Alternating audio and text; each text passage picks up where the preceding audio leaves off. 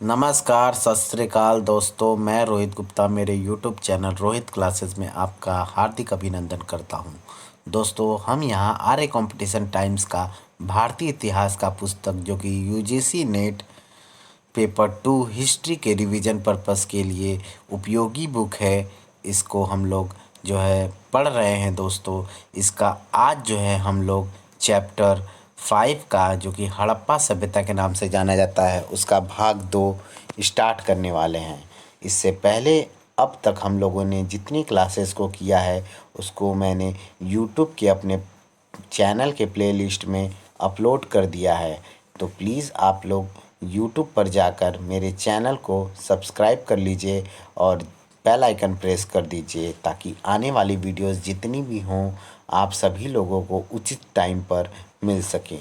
ठीक है दोस्तों, तो चलिए वीडियो को स्टार्ट करते हैं। इससे पहले आप लोग जो वीडियो को देखें प्लीज़ वीडियो को लाइक कर दीजिएगा, चैनल को सब्सक्राइब करके बेल आइकन प्रेस कर दीजिएगा। जितने भी नए बच्चे इस वीडियो को देख रहे हैं और बेल आइकन दबाना कोई नहीं भूलेगा, क्योंकि आने वाला वीडियो जो है आप लोगों को सही टाइम पर मिलेगा। और शेयर ज़रूर करिएगा ताकि और लोगों की भी इसकी मदद हो सके। ओके दोस्तों, तो चलिए वीडियो को स्टार्ट करते हैं। हड़प्पा सभ्यता का भाग 2, यहीं से हमें पढ़ना था सिंधु सभ्यता के नगरों की अवस्थिति। ठीक है, नगर है एक तरफ दिए और दूसरा है नदी। ठीक है, इसी को आज हम लोग को पढ़ना है। चलिए, मोहनजोदड़ो जो कि सिंधु नदी के तट पे है, चंदहुदड़ो ये भी सिंधु नदी, कोटदीजी जो है ये भी सिंधु नदी पर है। ठीक है, और हड़प्पा जो है वो भी रावी नदी पे है। रोपड़ जो है वो सतलज नदी पे है। ठीक है, आगे बाड़ा जो है दोस्तों सतलज नदी पे है। कालीबंगा जो है वो घग्गर नदी पर है, जिसे हम पुरानी सरस्वती या दृश्यवती भी नदी भी कहते थे। मांडा जो है दोस्तों चिनाब नदी पर है। बनावली जो है बनवाली है जो या बनावली जो है वह प्राचीन सरस्वती नदी जिसे रंगोई नदी भी कहते थे उस पर है। सूतकागेंडोर जो है वो दाशक नदी पर है। सोतकाकोह जो है वो सादी कौर नदी यानी अरब सागर पे है। बालाकोट जो है वो विंदार नदी अरब सागर में है जो उस पर है। आलमगीरपुर जो है दोस्तों हिंडन नदी पर है, जो कि यमुना की सहायक नदी है हिंडन नदी। आगे दोस्तों रंगपुर जो है वो भादर नदी पर है। ठीक है, आइए आगे देखते हैं। रोजदी या रोजड़ी जो वो भादरी नदी पर है। मालवड़ जो है वो ताप्ती नदी पर है। मालवड़ भगतराव या भगतराव जो है दोस्तों वो नर्मदा नदी पर है। लोथल जो है दोस्तों वो भोगवा नदी पर है। दैमाबाद जो है वो प्रवरा नदी पर है, जो कि गोदावरी की सहायक नदी है। ओके, अब नगर नियोजन के बारे में देखेंगे दोस्तों। ठीक है, चलिए आइए देखते हैं। नगर नियोजन देख लेते हैं। पहला पॉइंट है हड़प्पा सभ्यता की सबसे प्रभावशाली विशेषता उसकी नगर नियोजन एवं जल निकास प्रणाली ड्रेन एज सिस्टम है। ठीक है, हड़प्पा सभ्यता प्रथम नगरीकरण का प्रतिनिधित्व करती है। पहला देखते हैं दोस्तों सड़क देखते आइए। सड़क नगर योजना जाल पद्धति, ठीक है, ग्रिड पैटर्न जिसे बोलते हैं, चेस बोर्ड पर आधारित है। सड़कें एवं गलियां जो हैं योजना अनुसार निर्मित की गई हैं।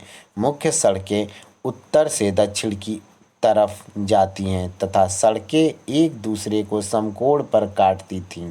सड़कें जो हैं वो कच्ची मिट्टी की बनी होती थीं। ठीक है, आगे नगर की प्रमुख सड़क को प्रथम सड़क कहा गया है। नगरों में प्रवेश पूर्वी सड़क से होता था।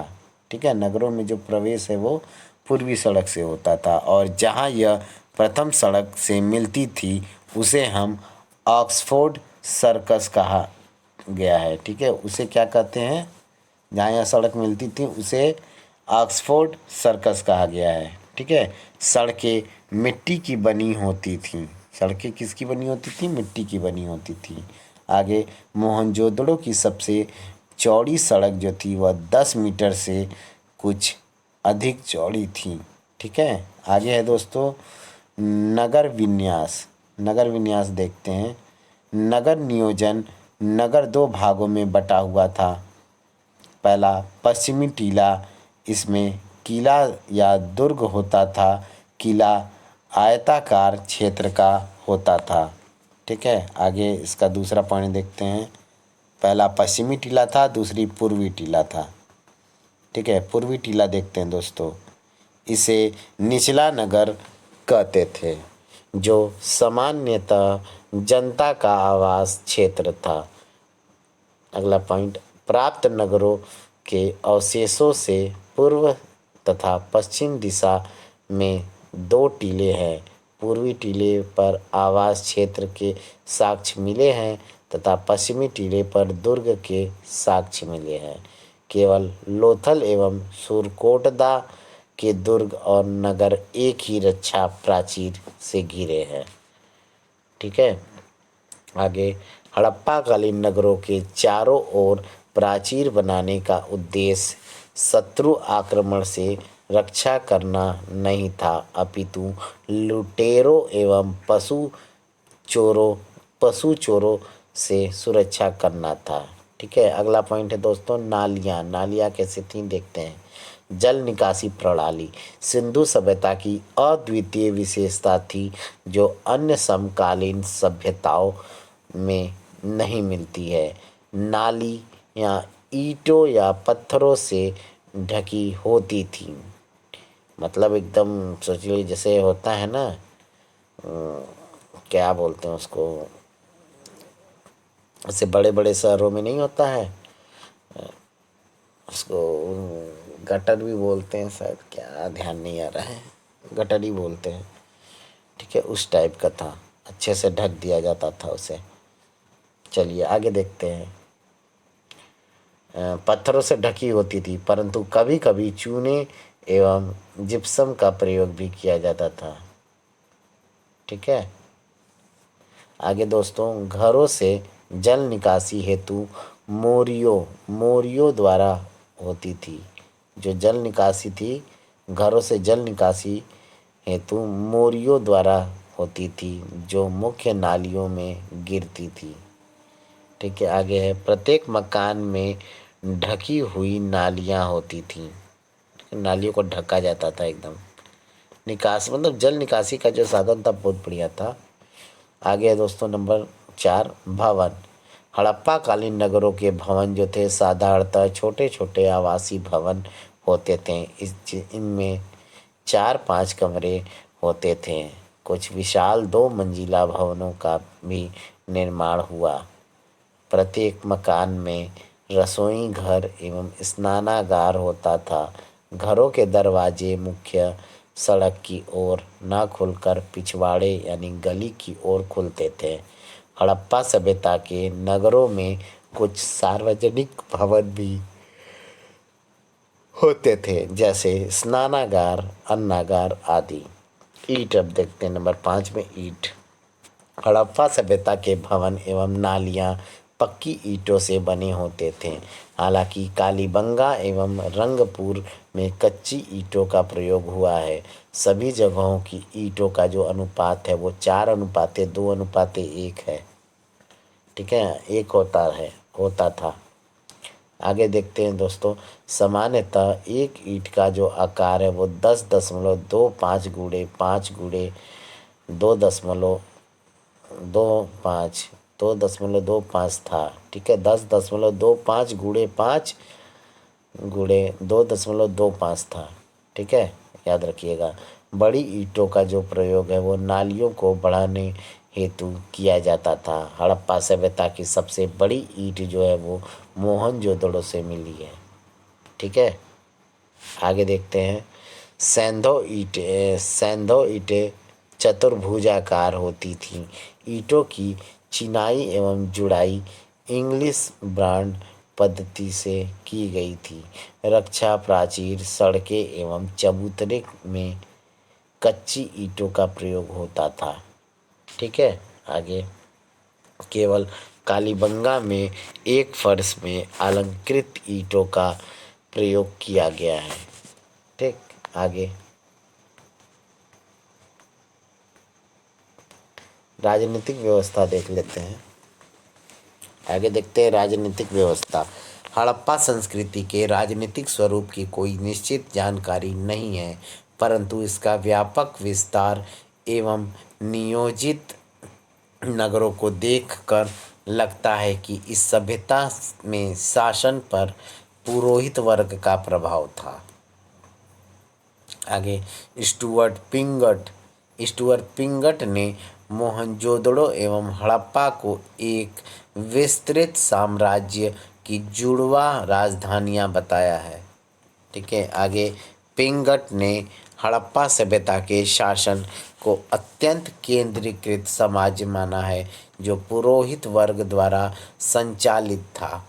व्हीलर के अनुसार हड़प्पा सभ्यता में मध्यम वर्गीय जनतंत्रात्मक शासन व्यवस्था थी। इसमें धर्म की महत्ता को स्वीकार किया गया है। आगे हंटर के अनुसार मोहनजोदड़ो का शासन राजतंत्रात्मक न होकर जनतंत्रात्मक था। आगे मैके के अनुसार मोहनजोदड़ो का जो शासन है एक प्रतिनिधि शासक के हाथ में था। ठीक है, आगे एस.आर. राव ने हड़प्पा सभ्यता को विश्व के प्रथम महान साम्राज्य की संज्ञा दी है। याद रखिएगा, एस.एन. राव ने हड़प्पा सभ्यता को विश्व की प्रथम महान साम्राज्य की संज्ञा दी है। आगे दोस्तों ए.एल. बास्म ने हड़प्पा सभ्यता की प्रकृति धर्मतांत्रिक यानी थियोक्रेटिक मानी है तथा पुरोहित वर्ग का प्रभाव माना है। ठीक है, आगे हड़प्पा काल में व्यापार वाणिज्य के विकास को देखकर लगता है कि संभवतः हड़प्पा का शासन वणिक वर्ग के हाथ में था। ठीक है, आगे दोस्तों सामाजिक जीवन देखते हैं। मुहरों पर अंकित चित्र एवं मातृ देवी की मूर्ति से यह पता लगता है कि हड़प्पा समाज संभवतः मात्र सत्तात्मक थी। तो याद रखिएगा दोस्तों आप लोग, हड़प्पा समाज जो है हमारा कैसा था, तो मात्र सत्तात्मक था। हड़प्पा समाज मात्र सत्तात्मक। ठीक है, आगे हड़प्पा सभ्यता के नगर नियोजन को देखकर ऐसा प्रतीत होता है कि समाज अनेक वर्गों जैसे पुरोहित, व्यापारिक, अधिकारी, श्रमिक आदि वर्गों में विभाजित था। समाज में 4 वर्ग थे। पहला विद्वान वर्ग, योद्धा वर्ग, व्यापारी वर्ग और श्रमिक वर्ग। ठीक है, ये 4 वर्ग थे, विद्वान, योद्धा, व्यापारी, श्रमिक। ठीक है, आगे देखते हैं शिल्पकारों में कुम्हारों का विशेष महत्व था। ठीक है, आगे हड़प्पा सभ्यता के लोग शांति प्रिय थे, युद्ध प्रिय नहीं। हड़प्पा स्थलों से तलवार, ढाल, कवच एवं क्या बोलते हैं, शस्त्राण बोल सकते हैं, शस्त्राण भी बोल सकते हैं, वो शस्त्राण नहीं मिले हैं। ठीक है, शस्त्राण नहीं मिले हैं। आगे दोस्तों देखते हैं, लोग शाकाहारी एवं मांसाहारी दोनों थे, मतलब दोनों चीज़ खाते थे, मीट भी खा लेते थे। चलिए आगे दोस्तों, लोग सूती एवं ऊनी दोनों प्रकार के वस्त्र पहनते थे। आभूषणों का प्रयोग मनुष्य एवं महिलाएं दोनों करते थे, मतलब आदमी लोग भी आभूषण लेते थे, यूज करते थे, और औरतें भी करती थी। ओके दोस्तों, आगे देखते हैं मनोरंजन हेतु पासे का खेल यानी शतरंज, नृत्य, पशुओं की लड़ाई आदि साधन था हड़प्पा कालीन में। ठीक है, आगे लोथल से खेलने का बोर्ड एवं मोहनजोदड़ो से चतुष्कोण गोटियां प्राप्त हुई हैं। आगे हड़प्पा एवं मोहनजोदड़ो से टेराकोटा के मुखौटे मिले हैं। आगे आगे देखते हैं नेक्स्ट पेज पे। समाधान, ठीक है दोस्तों, देखते हैं समाधान में क्या है। ज़्यादा बड़ा नहीं, बस इतना बहुत है, काफ़ी है। समाधान देखते हैं दोस्तों। समाधान का अंतिम संस्कार, सॉरी समाधान करें, समाधानी का संस्कार करेंगे। खुद समाधान मतलब होता है डेड। शवों का अंतिम संस्कार 3 प्रकार से किया जाता था। पहला, पूर्ण समाधिकरण। इसमें शव को पूर्ण रूप से भूमि में दफना दिया जाता था। दूसरा दोस्तों, आंशिक समाधिकरण। इसमें शव का पशु पक्षियों के खाने के बाद शेष भाग भूमि में दफनाया जाता था। ठीक है, आगे तीसरा दोस्तों है दाह संस्कार। ठीक है, तो हड़प्पा से आंशिक समाधान, मोहनजोदड़ो के कलश समाधान तथा कालीबंगा से प्रतीकात्मक समाधान के साक्ष्य मिले हैं। हड़प्पा में शवों को दफनाने तथा मोहनजोदड़ो में जलाने की प्रथा विद्यमान थी। हड़प्पा में शव उत्तर दक्षिण दिशा में दफनाए जाते थे, जिससे सिर उत्तर की ओर होता था। आगे है, 100 पात्रों के चित्रण में मयूर का चिन्ह चित्रित किया जाता था। ठीक है, जिसमें 100 को लिया जाता था, उसी में मयूर का चिन्ह उसमें बना होता था। आगे दोस्तों धार्मिक जीवन देखते हैं। हड़प्पा सभ्यता मुख्यतः लौकिक सभ्यता यानी सेकुलर सिविलाइजेशन थी। उसमें धार्मिक तत्व उपस्थित था किंतु प्रभावशाली नहीं था। अगला, पूरा स्थलों से मिले अवशेषों के आधार पर ऐसा लगता है कि हड़प्पा सभ्यता के लोग मात्र देवी पुरुष देवता यानी पशुपतिनाथ की एवं लिंग योनि वृक्ष एवं जल आदि की पूजा करते थे। सबसे ज़्यादा पूजा जो है वो मात्र देवी की होती थी। मार्शल ने मात्र देवी को पृथ्वी देवी कहा है। ठीक है दोस्तों, तो ये नोट कर लीजिएगा, किसने, मार्शल ने पृथ्वी मात्र देवी को पृथ्वी देवी कहा है। ठीक है, याद रखिएगा, इम्पोर्टेंट है। चलिए आगे बढ़ते हैं।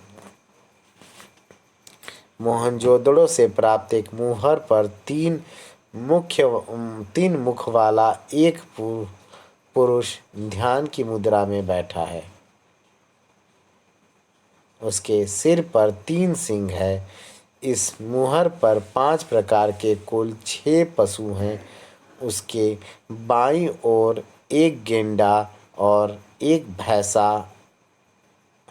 तथा दाईं ओर एक हाथी और एक चीता वाघ तथा सामने 2 हिरण हैं।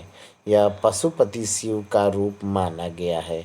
मार्शल ने इसे आदि शिव कहा है। ठीक है, याद रखिएगा, आदि शिव। मार्शल ने इसे क्या कहा है, आदि शिव। ठीक है दोस्तों, ये वाला लाइन थोड़ा इम्पोर्टेंट है, इसलिए फिर से पढ़ते हैं और जगह जगह करेंगे कोशिश की टिक भी लगाएं। मोहनजोदड़ो से प्राप्त एक मुहर पर 3 मुख वाला एक पुरुष ध्यान की मुद्रा में बैठा है। इसके सिर पर 3 सींग है। इसे मुहर पर जो 5 प्रकार के कुल 6 पशु हैं, 5 प्रकार के कुल 6 पशु हैं। उसके बाईं ओर एक गेंडा और एक भैंसा और दाईं ओर एक हाथी और एक चीता व्याघ्र भी, जिसको बाघ भी बोलते हैं, तथा व्याघ्र, बाघ नहीं, बाघ तो हो जाएगा टाइगर, वो अलग हो जाएगा, व्याघ्र बोलते हैं, व्याघ्र। ठीक है, तथा सामने 2 हिरण हैं। यह पशुपति शिव का रूप माना गया है। ठीक है, और मार्शल ने इसे आदि शिव कहा है। ठीक है, चलिए आगे देखते हैं। पशुपति, योगीश्वर और नटराज के रूप में शिव की पूजा, मातृ शक्ति की पूजा, पीपल अश्वत्थ पीपल मतलब अश्वत्थ पूजा, वृषभ एवं अनेक पशुओं का देवताओं से संबंध, लिंग पूजा, जल की पवित्रता, मूर्ति पूजा, योगाभ्यास, यज्ञ आदि तत्व परवर्ती भारतीय धार्मिक जीवन में सिंधु सभ्यता से लिए गए हैं। ठीक है दोस्तों, आगे देखते हैं। हड़प्पा सभ्यता के लोग पृथ्वी को उर्वरता की देवी मानकर इसकी पूजा करते थे। मूर्ति पूजा का आरंभ सिंधु सभ्यता से ही होता है। कालीबंगा से अग्नि कुंड भी मिले हैं। संभवतः ये यज्ञ की वेदी हैं या वेदी थे। ठीक है, आगे हड़प्पा सभ्यता से मिले स्वास्तिक एवं चक्र सूर्य पूजा के प्रतीक है। तो याद रखिएगा दोस्तों, हड़प्पा सभ्यता से हमें स्वास्तिक है ना, स्वास्तिक एवं चक्र जो है वो सूर्य पूजा के प्रतीक हैं। ठीक है, स्वास्तिक वही जो कि छोड़ी जाने दीजिए, उस टॉपिक पे नहीं आएंगे, नहीं समय भी व्यर्थ होगा और आगे नहीं पढ़ पाएंगे। स्वास्तिक चिन्ह संभवतः हड़प्पा सभ्यता की ही देन है।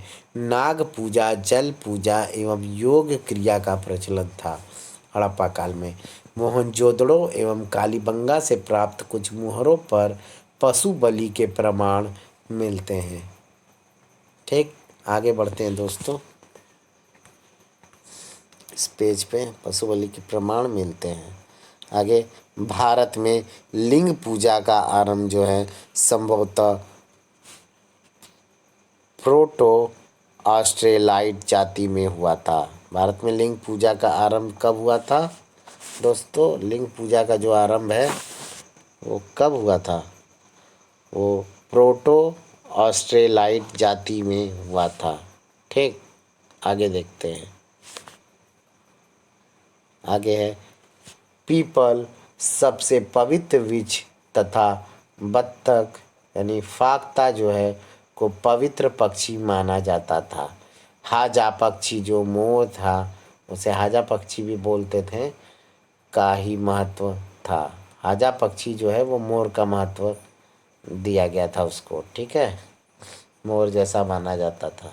आगे है दोस्तों, हड़प्पा सभ्यता के किसी भी स्थल से मंदिर के अवशेष नहीं मिले हैं, लेकिन बनावली के एक भवन से मंदिर होने का अनुमान लगाया जाता है। ठीक है, आर्थिक जीवन देखते हैं दोस्तों, आर्थिक जीवन उनका कैसा था।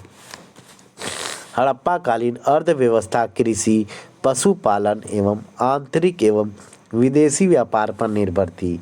कृषि, हड़प्पा सभ्यता व्यापार प्रधान थी, किंतु आजीविका एवं अर्थव्यवस्था का मुख्य आधार कृषि ही था।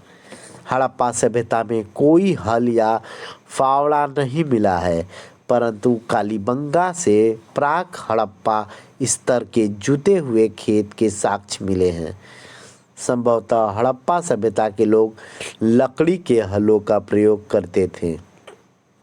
आगे हड़प्पा सभ्यता बलूचिस्तान, पंजाब एवं सिंध की प्राक हड़प्पा कृषि सभ्यताओं का ही एक विकसित रूप थी। आगे दोस्तों, हड़प्पा सभ्यता का अधिकांश भौगोलिक विस्तार जो है वो अर्ध शुष्क क्षेत्र था। हड़प्पा सभ्यता की उर्वरता का मुख्य कारण सिंधु नदी में प्रतिवर्ष आने वाली बाढ़ थी। आगे है बलूचिस्तान से गवरबंद यानी बांध एवं अफगानिस्तान से सोरतुगई से नहरों के साक्ष्य मिले हैं। ठीक है, आगे है दोस्तों, आगे पॉइंट है फसल काटने के लिए पत्थर के हंसियों का प्रयोग करते थे। नेक्स्ट, मोहनजोदड़ो, हड़प्पा एवं अन्य नगरों से अन्नागार के साक्ष्य विकसित कृषि अवस्था को इंगित करते हैं। आगे है हड़प्पा सभ्यता के लोग नवंबर के महीने में बाढ़ का पानी उतरने के बाद उपजाऊ मिट्टी में गेहूं एवं जौ बोते थे तथा अप्रैल में फसल काट लेते थे। आगे देखते हैं दोस्तों, दूसरा पॉइंट इसमें है प्रमुख फसलें। हड़प्पा काल में क्या प्रमुख फसलें थीं उनको देखते हैं। ठीक है, पहला है हड़प्पा सभ्यता में अब तक 9 प्रकार की फसलों की पहचान की गई है। चावल, गेहूं की 3 किस्में थीं, जौ 2 किस्म के थे, खजूर, तरबूज, मटर, राई, तिल, कपास आदि। एक किस्म जो है ब्रासी काजूसी भी मिलती है। ठीक है, ब्रासी काजूसी भी मिलती है। आगे दोस्तों देखते हैं, चावल के साक्ष्य लोथल, रंगपुर, हड़प्पा एवं कालीबंगा से मिले हैं, जबकि बाजरा के लोथल, हड़प्पा, सुरकोटड़ा एवं सोरतुगई से मिले हैं। ठीक है, सोरतुगई कहाँ है? अफगानिस्तान में, याद रखिएगा। आगे नेक्स्ट पॉइंट, गेहूं, जौ एवं कपास की खेती का ज्ञान मेहरगढ़ से प्राप्त किया गया है। आगे, हड़प्पा सभ्यता के लोगों का मुख्य खाद्यान्न गेहूं एवं जौ यानी यौ था। गेहूं एवं जौ का प्रसार पश्चिमी एशिया से माना जाता है। सिंधु सभ्यता के लोग रागी एवं ईख से अपरिचित थे। लोथल से चावल एवं बाजरे के, बनवाली से जौ, तिल एवं सरसों के तथा हड़प्पा से गेहूं एवं जौ के दानों के साक्ष्य मिले हैं। ठीक है, आगे देखते हैं दोस्तों नेक्स्ट पेज में। सर्वप्रथम कपास उगाने का श्रेय सिंधु सभ्यता के लोगों को है, इसलिए यूनानियों ने इसे सिंडोन, जिसकी उत्पत्ति सिंध से हुई है, नाम दिया है। गुजरात के नागवाड़ा नामक स्थान पर भी प्राग हड़प्पा कालीन किसान रहते थे। आगे हम देखेंगे पशुपालन।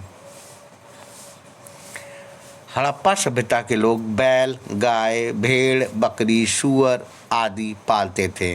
गुजरात का नेसदी नगर पशुपालकों का केंद्र था। गाय, ऊंट एवं घोड़े का अंकन मुहरों पर नहीं मिलता है। गाय की आकृति युक्त कोई मूर्ति नहीं मिली है। हड़प्पा संस्कृति में कुब्बड़ वाला बैल विशेष महत्व रखता था। ठीक है, घोड़े के अस्थि पंजर केवल सुरकोटदा या सुरकोटड़ा गुजरात नामक स्थान से या स्थल से मिलता है। अतः निष्कर्ष निकाला गया है कि सिंधु सभ्यता के लोग संभवतः घोड़े से परिचित नहीं थे। शेर के अवशेष भी नहीं मिले हैं। ठीक है, आगे देखते हैं। आगे है मोहनजोदड़ो की ऊपरी सतह, ऊपर कर लेते हैं थोड़ा। मोहनजोदड़ो की ऊपरी सतह से तथा लोथल से घोड़े की टेराकोटा की मूर्ति मिली है। बलूचिस्तान स्थित राणा गुंडई के निम्न स्तरीय धरातल से घोड़े के दांत प्राप्त हुए हैं, जो हड़प्पा सभ्यता से कुछ शताब्दी पहले के हैं। गुजरात के निवासी हाथी पालते थे। आगे देखते हैं दोस्तों, शिल्पकला एवं धातु। हड़प्पा सभ्यता कांस्य युगीन सभ्यता थी।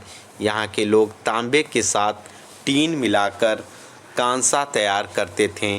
तांबा एवं टीन का अनुपात जो था वो 9:1 था। कांसे के औजार बहुतायत में नहीं मिलते हैं।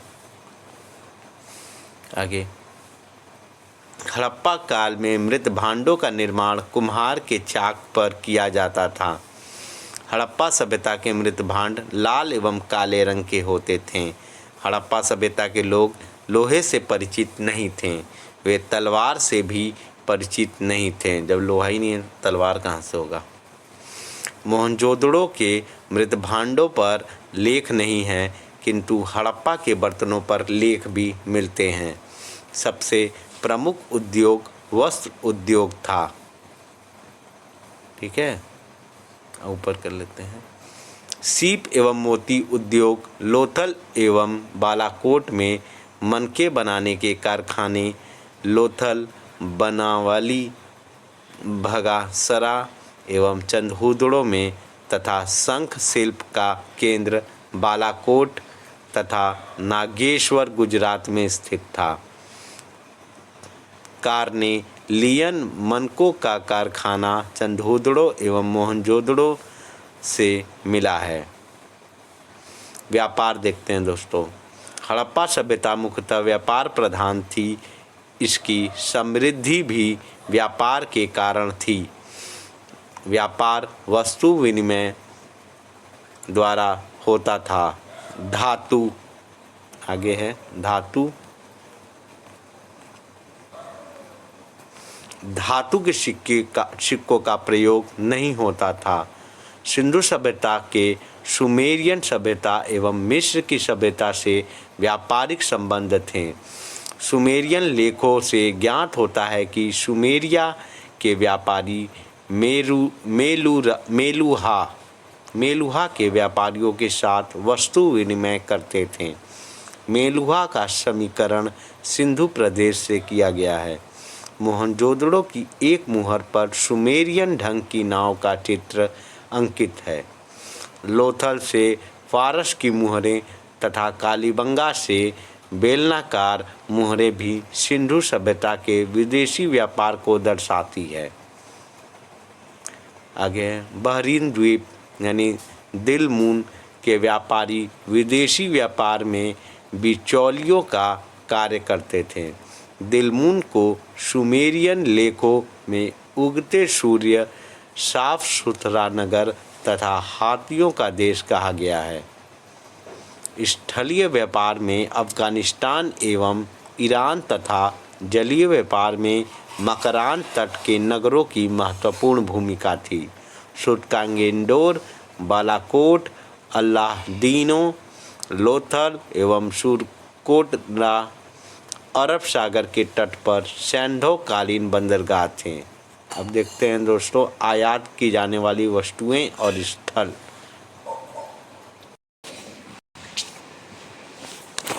टीन और चांदी जो है वो ईरान और अफ़गानिस्तान से आयात की जाने वाली वस्तुएं थीं।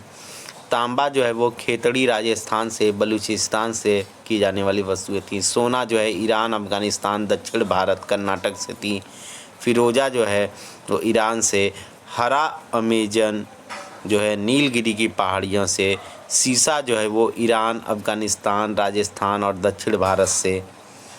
आगे है लाजवर्द यानी वैदूर्य जो है वो बदख्शा से, अफ़गानिस्तान से, बदख्शा अफ़गानिस्तान में ही है और मेसोपोटामिया से की जाती थी। शिलाजीत जो है वो हिमालय क्षेत्र से की जाती थी। लाल गोमेद जो है वो राजस्थान, कठियावाड़ा और कश्मीर से। नील रत्न जो है वो बदख्शा अफ़गानिस्तान से।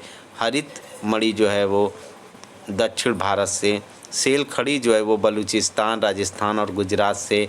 शंख एवं कौड़ियाँ जो है वो सौराष्ट्र, कच्छ जो कि गुजरात में है, दक्षिण भारत से।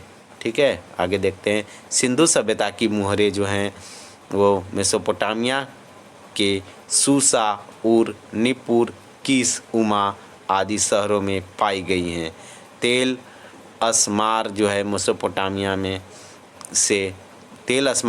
मेसोपोटामिया से भी सिंधु सभ्यता की वस्तुएं मिली हैं। ठीक है, आगे देखते हैं नेक्स्ट पेज।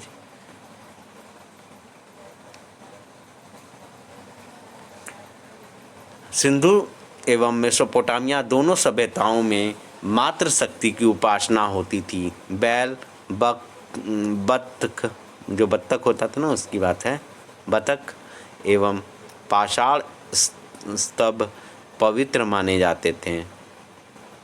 मेसोपोटामिया जो कि सुमेरिया कहा जाता था के लेखों में मेलुहा सिंधु प्रदेश के साथ व्यापार के दो मध्यवर्ती केंद्रों का उल्लेख मिलता है। पहला दिलमून जो कि बहरीन था और दूसरा माकन जो कि इसका समीकरण ओमान से किया जाता है, माकन का। ठीक है, मेलुहा को नाविकों का देश एवं काले विदेशी लोगों की भूमि कहा गया है। मेसोपोटामिया में प्रवेश के लिए प्रमुख बंदरगाह उर था। मिस्र के साथ व्यापार मुख्यतः लोथल से होता था। सुतकांगेंडोर को हड़प्पा व्यापार का चौराहा कहा जाता था। सर्वाधिक आयात धातुओं एवं बहुमूल्य पत्थरों का होता था। ठीक है, अब माप तौल देख लेते हैं क्या था। हड़प्पा सभ्यता में मानकीकृत माप तौल प्रचलित था। तौल की इकाई जो थी वो 16 के अनुपात में थी, जैसे 16, 64, 160, 320 और 640 आदि। इसके बाट जो थे वो दशमलव प्रणाली पर आधारित थे।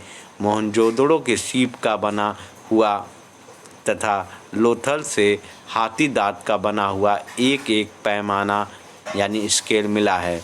इसका उपयोग संभवतः लंबाई मापने के लिए किया जाता था। कालीबंगा से मिट्टी का पैमाना मिला है। आगे, न्यूनतम भारों के संबंध में द्विचर पद्धति यानी बाइनरी प्रणाली का अनुपात 1:2:4:16:32:64 12,080 तक 12,800 तक था। 12,800 तक था। इतनी पैमाने थी। एवं उच्चतर भागों में के संबंध में दशमलव पद्धति का अनुपात 160 से 320, 640 तक था। ठीक है, काम में लिया जाता था। इतना जो है इनका जो तौल वॉल का सिस्टम था इस प्रकार था। सबसे अधिक प्रचलित जो बाट था वो 16 मान का था, जो वजन में 13.625 ग्राम था। ठीक है, 625 भी बोल सकते हैं, ग्राम था। आगे देखते हैं लिपि। लिपि क्या थी, आइए देखते हैं।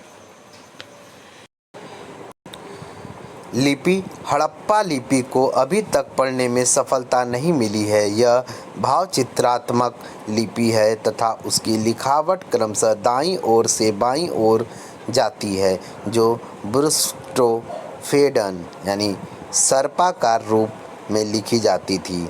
इसमें मूलतः 52 चिन्ह थे। हड़प्पा लिपि में 250 से 400 तक चित्राक्षर हैं। सबसे ज़्यादा प्रचलित चिन्ह मछली का है। लिपि एवं धर्म के नमूने मुहरों के अतिरिक्त मृदभांडों पर भी मिले हैं। आगे, सैंधव लिपि का सबसे प्राचीन नमूना 1853 ईस्वी में कनिंघम को मिला है। अधिकांश लिपि के नमूने सेल खड़ी की मुहरों पर मिले हैं। हड़प्पा लिपि देसी है तथा पश्चिम एशिया की लिपियों से कोई संबंध नहीं है इसका। ठीक है, आगे है, फादर हेरास ने इस लिपि को तमिल लिपि का आदि रूप माना है। सिंधु लिपि को पढ़ने का प्रयास K.N. Verma, professor S.R. Rao एवं I. महादेवन ने किया है। सिंधु लिपि को पढ़ने का सर्वप्रथम प्रयास L.A. वेडेन ने 1925 ईस्वी में किया था। लिपि का उद्वाचन I. महादेवन ने किया। इसने इसे कंप्यूटर से पढ़ने का प्रयास किया। हड़प्पा सभ्यता में सबसे लंबा अभिलेख 26 चिन्हों वाला है। अब इसकी भाषा को देखते हैं। बलूचिस्तान की ब्राहुई जनजाति ब्राहुई भाषा बोलती है, जो कि एक द्रविड़ भाषा है, जिसके स्रोत के रूप में सिंधु घाटी सभ्यता की भाषा को माना जा सकता है। मुहरें देखते हैं। अब तक विभिन्न हड़प्पाकालीन स्थलों से लगभग 2000 मुहरें प्राप्त हुई हैं। सबसे अधिक मुहरें मोहनजोदड़ो से लगभग 500 मिली हैं। हड़प्पाकालीन मुहरें सेल खड़ी नामक पत्थर की बनी हैं। लोथल एवं देशलपुर से तांबे के बनी मुहरें प्राप्त हुई हैं। लोथल से बटन के आकार की मुहर मिली है। सैंधव मुहरें वर्गाकार, आयताकार, गोलाकार एवं बेलनाकार है। सबसे अधिक मुहरें जो हैं वर्गाकार चौकोर हैं। आगे देखते हैं। अधिकांश मुहरों पर लघु लेखों के साथ जानवरों की आकृति भी अंकित हैं। कुछ मुहरों पर देवी देवताओं के चित्र भी अंकित हैं। हड़प्पा सभ्यता की मोहरों पर व्याघ्र, जिसे चीता भी बोलते हैं, का अंकन मिलता है, जबकि वेदों में व्याघ्र का उल्लेख नहीं मिलता है। ठीक है, आगे देखते हैं दोस्तों। हड़प्पा सभ्यता की मोहरों पर सर्वाधिक अंकन पीपल एवं बिना कुब्बड़ वाला बैल, एक सिंगी पशु भी कहते हैं उसको, यूनिकॉर्न बोलते हैं इंग्लिश में, का था। लोथल एवं कालीबंगा से मुद्रा छाप यानी राज मुद्रांक मिले हैं। मोहनजोदड़ो की एक मोहर के चित्र की तुलना सुमेरियन पौराणिक पात्र गिलगमेश से की जाती है। आगे देखते हैं दोस्तों, टेराकोटा यानी मृद मूर्तियाँ। हड़प्पा सभ्यता के क्षेत्रों से अत्यधिक संख्या में आग के पकी हुई टेराकोटा की मूर्तियाँ मिली हैं। इनका प्रयोग खिलौने एवं पूजा के लिए मूर्तियाँ बनाने में होता था। नारी मृण मूर्तियाँ संख्या में सर्वाधिक हैं। इन मृण मूर्तियाँ का निर्माण हाथ से चिकोटी पद्धति पिंच एंड प्रेशर मेथड से किया गया है। आगे देखते हैं दोस्तों नेक्स्ट पेज, और हो सके तो ये अंतिम पेज भी है हड़प्पा कालीन का। चलिए इसको पढ़ते हैं। समस्त मृण मूर्तियों में 73% पशु पक्षियों एवं 25% मानव मृण मूर्तियों हैं। पशुओं में सर्वाधिक कुब्बड़दार वृषभ एवं पक्षियों में गौरैया की सर्वाधिक मृद मूर्तियां हैं। गाय की आकृति मोहरों और मृण मूर्तियों पर नहीं है। गाय की आकृति जो है मोहरों और मृद मूर्तियों पर नहीं है। मृण मूर्तियों पर इनकी आकृति नहीं है गाय की। आगे है दोस्तों, हड़प्पा सभ्यता से निम्न चीज़ों के कोई अवशेष नहीं मिले हैं। देखते हैं कौन कौन से हैं चीज़। पहला है नहरों द्वारा सिंचाई यानी सोत गई को छोड़कर और कहीं नहीं मिला है। नदी उपासना नहीं मिला है। मंदिर नहीं मिला है। सिंह यानी शेर नहीं मिला है। पन्ना नहीं मिला है और लोहा नहीं मिला है। ठीक है, आगे देखते हैं परवर्ती या उत्तर हड़प्पा संस्कृति। 1800 ईसा पूर्व के बाद हड़प्पा सभ्यता का चरम काल समाप्त हो गया और यह सभ्यता पतनोन्मुख हो गई। इसके बाद परवर्ती या उत्तर हड़प्पा सभ्यता के अवशेष मिले हैं। रंगपुर एवं प्रभासपतन से परवर्ती हड़प्पा यानी लेटर हड़प्पा संस्कृति के अवशेष मिले हैं। आगे भारत में उत्तर हड़प्पा के 980 स्थल हैं जो सर्वाधिक हैं। यह संस्कृति विभिन्न क्षेत्रों में अलग अलग रूपों में विद्यमान थी। सिंध में झांकर संस्कृति, हड़प्पा एवं बहावलपुर में कब्रिस्तान संस्कृति, पेशावर में गंधार कब्र संस्कृति मिली है। गंधार कब्र संस्कृति के एक स्थल कटेलाई से 2 ऐसी कब्र मिली हैं जहां मालिक के साथ घोड़ों को दफनाया गया था। आगे है भगवानपुरा हरियाणा एवं दधेदी पंजाब में है से पांडुवणी मृदभांड वाली संस्कृति के अवशेष मिले हैं। गुजरात के रंगपुर, रोजदी, प्रभासपटन, डाबरकोट, पादरी, कनेवाल से लाल चमकदार मृतभांड संस्कृति के अवशेष मिले हैं। परवर्ती हड़प्पा संस्कृतियां मुख्यतः ग्रामीण सभ्यताएं तथा ताम्र पाषाणिक थीं।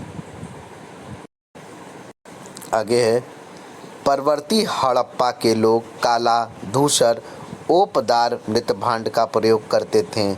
भगवानपुरा में उत्तर हड़प्पा के लोग पकाई हुई ईंटों का प्रयोग करते थे।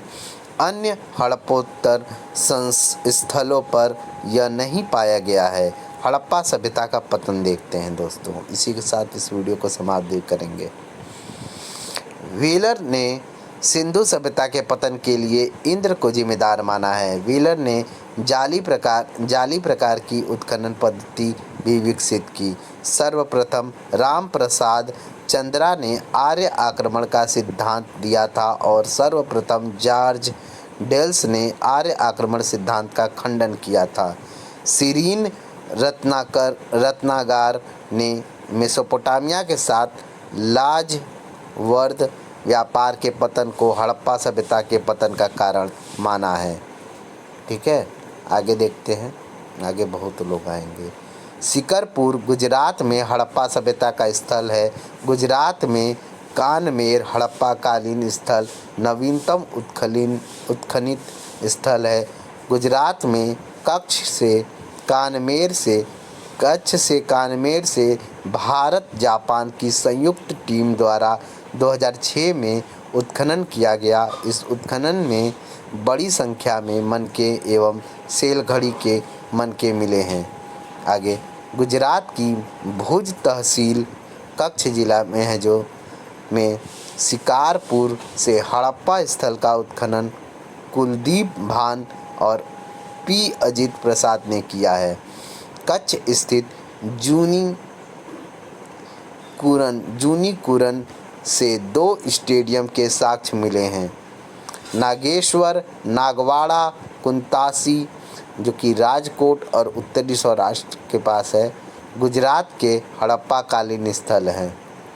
कुंतासी का उत्खनन 1988 ईस्वी में हुआ। कुंतासी से बंदरगाह के साक्ष्य मिले हैं। कुंतासी फुल्की नदी के किनारे है। लोथल और बालाकोट या जो कि बलूचिस्तान में है से विकसित सीप उद्योग के प्रमाण मिले हैं। धौलावीरा से भैंसा की हड्डी की बनी स्केल मिली है। मोहनजोदड़ो से मानव अस्थिपंजर के निकट बकरे का अस्थिपंजर मिला है।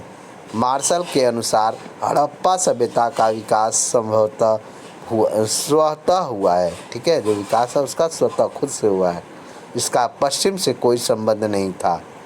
सुतकांगेंडोर से नगर दुर्ग और किलेबंद निचली बस्ती के साक्ष्य मिले हैं। स्वात घाटी उत्तर हड़प्पा का उत्तरी छोर माना जाता है। लोथल से सोना धातु के अवशेष नहीं मिले हैं। बाघ से लड़ते व्यक्ति का चित्र मोहनजोदड़ो के मुहरों पर है। मोहनजोदड़ो से मिट्टी के रथ का नमूना मिला है। राखीगढ़ी तत्कालीन महानगर था उस टाइम का। ठीक है, तो वीडियो यहीं पर समाप्त होता है और हड़प्पा कालीन सभ्यता जो है सिंधु घाटी सभ्यता यहाँ एंड होती है। तो दोस्तों मिलते हैं नेक्स्ट वीडियो में। Thank you for watching. Please video को लाइक कर दीजिएगा, चैनल को सब्सक्राइब करके बेल आइकन प्रेस कर दीजिएगा जितने भी नए यूजर्स इस वीडियो को देख रहे हैं, और शेयर करना दोस्तों नहीं भूलेंगे। ओके, मिलते हैं नेक्स्ट वीडियो में। Thank you so much, bye bye, good day. खूब पढ़ते रहिए, खूब बढ़ते रहिए।